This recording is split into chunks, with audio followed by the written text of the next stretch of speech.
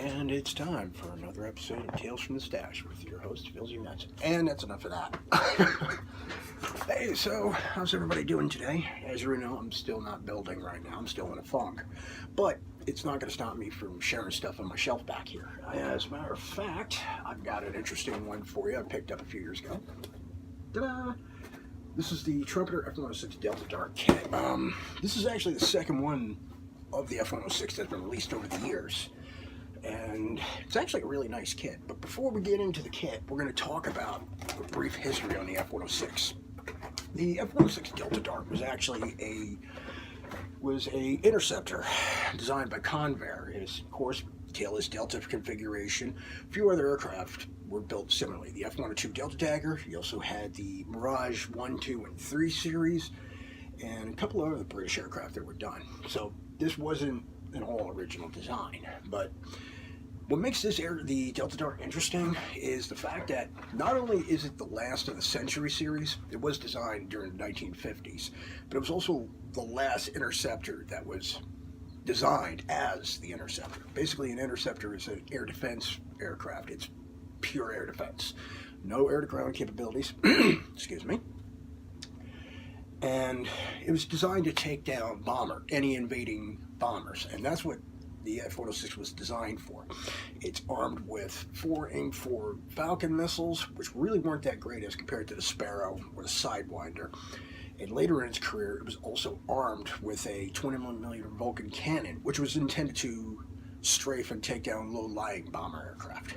It also was one of the longest-serving aircraft of the Century series, and like the F-105 Thunder Chief, it was never sold to any foreign countries outside of the United States. As a matter of fact, this never fired a shot in anger during its entire service. I mean, it's been in Korea, it's been in Japan, it's been in Germany during rotations for deployment, but it's never fired a shot in anger. Even though the idea was being toyed with of using it in Vietnam, to support any aircraft doing air-to-ground missions, but it never happened. So it was only one color its entire life and one role its entire life. But it served long and it served well. And sadly, it was majority of the last of the airworthy airframes were used for target practice, mostly remote-controlled drones, which is kind of a shame. But it was quite an innovative aircraft, and it was actually pretty damn good, considering. It was also designed to be an improvement over the F-102 Delta Dagger. It was originally known as the F-102B, but they redesignated as the F-106 because of its massive improvements.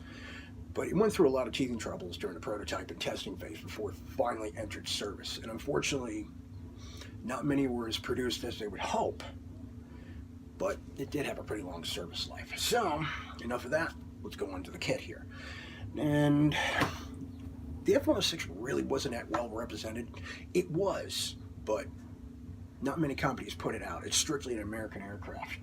Only 4 companies put out the F-106 in 172nd and 148th. Although I heard Trumpeter may put one out in 132nd. We'll find out for sure. You had the standby monogram kit, which was very well known, very well liked. And this is in 148th. For years, it was the standard, despite its raised panel lines and its challenging fit. But it was a really, really good kit, good model kit to buy, especially in that scale. And Monogram was one of the few, or I should say the only company that was bold enough to put out the entire Century series, from the F-100 all the way to the F-106. And it was like this for good from 1983 to about somewhere in the mid-2010s. Trumpeters said, we're going to release a new F-106 and 148 scale, which was actually good because he also released a 2-seat F-106 known as the F-106B. This is really awesome, and that's a really nice thing for Trumpeter to do that. So I actually got the kit in my hand right here. Here's the box, by the way. Right here. I actually have the kit in my hand. I picked this up from my local hobby shop before they closed down, which was around 2014, I think, and it wasn't cheap. And without further ado, let's find out what's in the box, kids. And here we go. All right, let's see. Of course, Trumpeter with their shameless promotion right here, as you can see, which is for the course. But we're going to go through the parts. Here's the clear parts here. This is actually, I think, the windscreen, and then you have the canopy itself.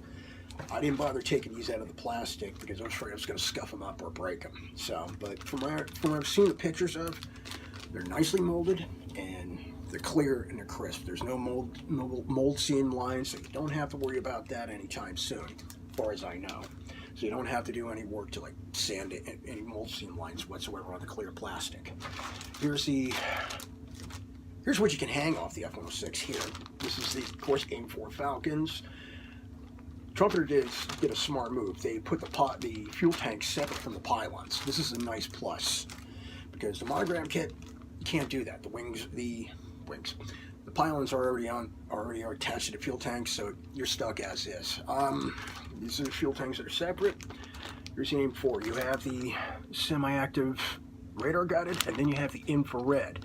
These are usually carried in pairs, or they carried all four the same, depending. But most of the time it's carried in pairs. I think the radar guided was in the front and the infrared was in the back. Unfortunately, the AIM 4 was not that great of a missile. It wasn't like the Sidewinder or the Sparrow. Matter of fact, here is the nuclear-armed Genie. This is a nuclear missile that was used by the F-106. Basically, they just shot it at a whole fleet of bombers, and it hopefully it blew everything up. Fortunately, they phased this out by the mid to late 70s, which is a good thing. And that's where they put the 20mm Vulcan cannon in place of it. We'll talk more about that a little later. Of course, landing gear and other stuff, the ejection seats. I'm not going to get too much into like the plastic or anything else, but I am going to talk about the detail, and I'm going to talk about, amongst other things, main wheels. Here's parts of the ejection seat. This is part for the flaps. These are the trapezes that drop the rails down to deploy the AIM 4 Sparrow. As you can tell, everything's actually pretty nice. The ejection seat's actually pretty good because it also comes with photo edge parts for seat belts and the like. So you don't have to get an aftermarket seat if you're good with photo edge. I'm going to do it because I suck at photo edge. I've said this many times. So, and fortunately, both Wolfpack Design, Resin, Wolfpack D, and True Details put on an F-106 ejection seat. So I may go with that. And as far as I know, they both come in pairs. So I might use one for the old monogram kit, which I also have on my shelf. Here's the next sprue right here. This is the cockpit right here. Now, as I said before, the monogram was set the standard for quite a few years. Parts breakdown of this kit is similar. It's almost similar, I should say. It's not exact, but it's almost similar. The big difference between the Trumpeter kit and the monogram is, I wouldn't say so much the detail, but parts breakdown is a little different, of course. The detail is just as good as the monogram kit. What it lacks in busyness, particularly in the cockpit, it makes up for in more refined detail. It's much more clear and easier to paint. Matter of fact, there's a tub right here, as you can see. I don't know if you got a bigger screen. And of course, there's the cockpit, the front cockpit display there. Other parts, I forgot what these are for. This is part of the cockpit. Here's the rest of the parts. You got your landing gear, just as good as the monogram, if not a little better. Nose cone, parts of the missile bay here. This is the engine right here. This is a little more involved than a monogram engine. As you can tell, it's got the, you put this in here, the afterburner pipe, and then you put it in here, which is supposed to represent the hot section of the massive J75 that was used by Pratt, that was built by Pratt & Whitney. It was also used on the F-105 Thunder Chief, which was, it's a pretty powerful single engine. So it actually set a, with this engine and the F-106 actually set a single engine speed record. I forgot when it set, maybe 57, 58, I don't remember offhand. Check your references, by the way. I'm not talking to my butt on this, but the record stood for quite a while. It was pretty damn impressive. This is what I mean by parts breakdown is almost similar. You can tell this is the upper fuselage here. It splits in half, similar to the monogram kit. But if you notice, the tail is not attached to the fuselage itself. This is kind of a nice touch because on the monogram kit, the fit is a challenge, especially when you got gaps and the like. You can actually keep this separate, the tail separate, towards the end of assembly, or you can glue it as you go. Here's the sidewall detail here. Not that bad. If you want to replace it with an aftermarket cockpit, you can. Aries makes one, both for the 106A and the 106B. Of course, Here's the frame for the canopy. Glass is separate, of course. It's part of the missile bay. This is actually for if you want to opt for the open missile bay. It's a little more involved as compared to the monogram kit, but also makes it a little bit easier to paint and assemble. So it's not a bad trade-off. Here's the wings. Another part about the Trumpeter kit, which is actually pretty nice. They kept the main gear bay wings here. Talk about that in a little bit. Matter of fact, here is the photo etch I was talking about. I don't know if you can see it. My humble apologies. You can tell rear view mirrors. Here's the straps for the ejection seat. Anything else on here? Nope, that's it. It's pretty basic. And like I said, I'm not going to be using these, although I might. My attitude might change about it because I'm willing to give something a try one more time. That and I'm cheap. Okay, here's the intakes. Basically a similar breakdown. Main gear well bay. This is actually pretty sharp, much more refined. Here's the option for the closed weapons bay, which is nice right here. Here's the tail right here. Another nice touch that Trumpeter did, they made the flaps separate, so you can either put it in the neutral position or they droop when it's on the ground. So that's a pretty good option for Trumpeter. The speed brake, unlike the monogram kit where you have no choice to pose it open unless you do some serious work to make it close, and even then you still got a challenge to try to get it to fit right. They gave you that option, so you can pose it open or close. This is a nice touch on Trumpeter's part because sometimes you don't want to have everything hanging out and opened up on display. Matter of fact, here's the tail here. This is separate. It looks like it's a little bit easier to assemble. It looks less gap work, I'm hoping. Now, I've heard good things about the Trumpeter kit. I've heard the fit was actually pretty good, so I'm looking forward to that. And finally, back to the wings. Now, this is pretty cool because this is actually really nice. Trumpeter has a reputation for riveting the crap out of their kits. If you're not sure, look at the F100. I'm sure there's a couple other kits that are loaded with rivets. In this case, with the F106, I think they brought a better team this time, like a better design team this time around, because especially on the fuselage and the wings, it's actually restrained and it's actually on par with the monogram kit in terms of subtlety. Now, the monogram kit may have raised panel lines, but they were subdued. You know, a little bit of riveting here and there, but panel lines were raised, but that's par for the course. It's monogram. In Trumpeter's case, I think it looks like they used the monogram kit as a basis and they just improved it from there, like the faults and what needed to be fixed. But you can tell right here, the wings, the riveting is actually very subdued. It's restrained. Riveting is only restricted to certain areas, which is a really nice touch on Trumpeter's part. Like I said, the details, it's just as good as the monogram kit, but it's also much more refined as compared to the monogram kit. The monogram kit is busy, if not, and a little on the soft side, but it's there, and it's really, really nice. Whereas the Trumpeter, much more refined, so you don't have to do as much work. The weapons bay is also separate from the kit, so it gives you, if you want to pose it closed, you can always skip the weapons bay. I would put it in personally to add reinforcement to the fuselage itself, personally. So you just close it after that. There's the refueling receptacle here. The F106 actually had a lot of updates throughout its life. It had the refueling receptacle, in-flight refueling receptacle added during its career. It also had an improved balloon canopy through improved visibility. It was given the 20mm Vulcan cannon in place of the nuclear Genie missile, and a couple of other things along the way as it went. Tape instruments in place of all dials on the cockpit display. And, of course, supersonic fuel tanks. This way you cause minimum troubles during flights. Let's get back to the rest of the kit here. If I figure out where I did the instructions. Put the promo back in. Here's the painting and marking guide for the decals. The F-106 only had one scheme for its entire career, which was the aircraft gray, also known as 80C gray. It's a pretty easy color to get. Testers has it, a lot of other companies. It's just one color, but the drawback is it's very glossy, so when you spray it, you gotta put it back and let it sit and dry for a while. It takes longer to dry than usual because it's glossy, and gloss paste tends to take longer to dry. Matter of fact, here are the decals. I've heard the decals from Trumpeter kits actually aren't bad. They're not the best in the world, but they're not bad. They're usable. However, the colors on here are a bit off, as you can see. Not so much here, but you can tell the Air National Guard logo, unit badge, the blue is way too bright on that. This is fine, that is not. I'm not too keen about these, but they seem to be okay. The tails for the New Jersey National Guard, they're a little bright. You know, the red is more of an insignia red. This is a little light, but you can always get away with, oh, it's a scale effect.